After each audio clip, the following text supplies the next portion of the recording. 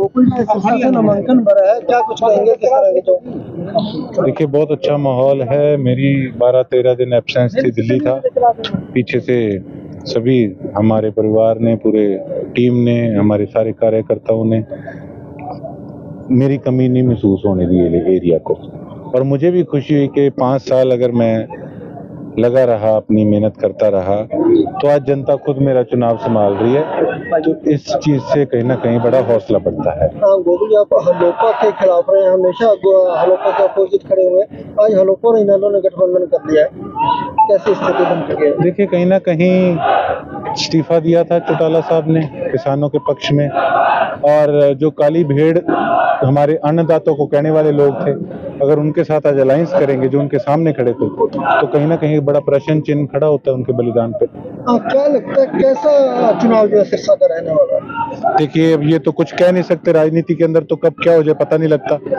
और किस प्रकार से कई लोग तो बड़े बड़े सपने ले रहे थे कि 5-5 सीटें भारतीय जनता पार्टी देगी अलायंस के अंदर, और बड़े सीना चौड़ा करके कहते थे हम तो एनडीए का हिस्सा हैं। तो क्या हुआ, एक भी सीट पे किसी प्रकार का समर्थन तक नहीं मिला।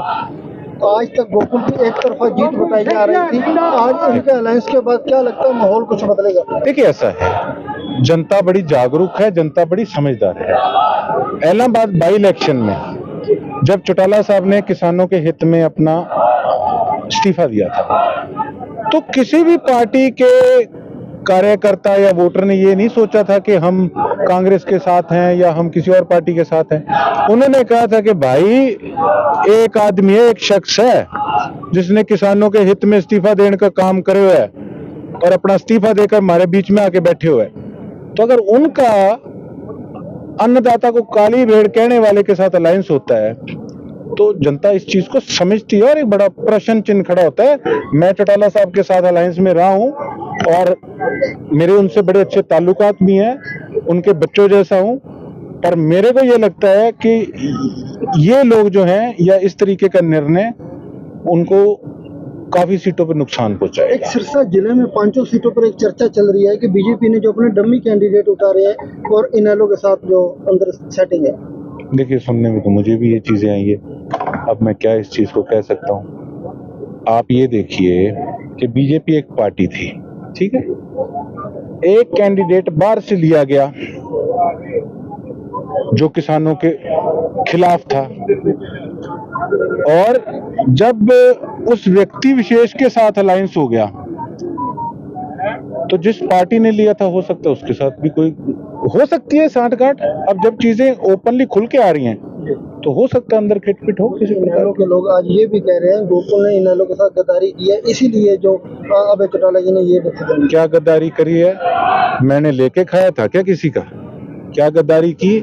एक चुनाव के अंदर अगर मैंने, हमारा गठजोड़ हुआ, मैंने इमदाद करी इलाहाबाद के अंदर, उन्होंने यहाँ मेरी इमदाद करी। उसके बाद बाई इलेक्शन के अंदर मैं किसानों के साथ था। उस समय मैंने पानी हाथ में लेके कसम खाई थी कि भारतीय जनता पार्टी मेरे को टिकट दे रही थी कि तो चौटाला साहब के सामने जाके इलेक्शन लड़ ले, और कई चीजों के उन्होंने ऑफर दिए।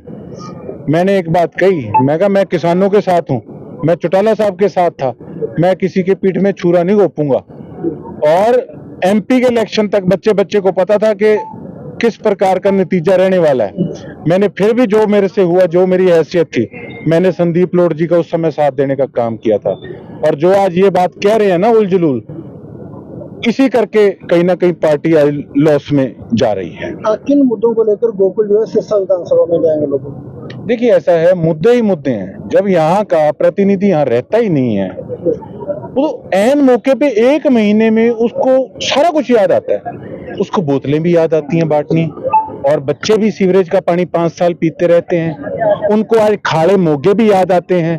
5 साल का भी बात नहीं पूछी, तब तो किसानों के विपक्ष में जाके खड़े हो गए। आज उनको सारी चीजें याद आ रही हैं। मेरे पे टिप्पणी कर रहे थे, मेरे से प्यार ज्यादा है ना, कहते इसके तो दफ्तर ही नहीं किसी को पता, इसके तो दरवाजे ही कोविड में बंद थे, अब भला मानस जो यहाँ रहता ही नहीं था उनको पता क्या होगा मेरे बारे में कि मेरी क्या अचीवमेंट है, मैंने क्या काम किया।